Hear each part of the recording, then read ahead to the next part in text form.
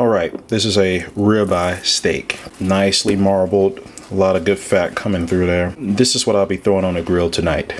All right, so when it comes to seasoning this steak, I'm just gonna do some simple things.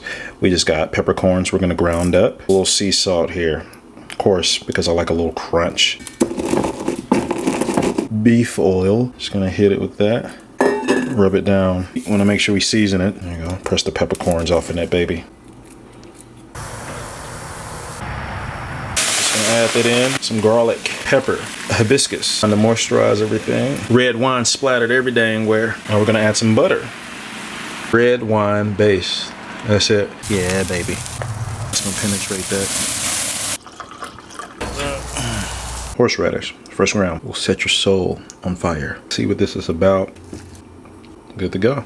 No steak sauce, just butter. Don't forget your wine there. All right, let me go ahead and finish this up. Peace out.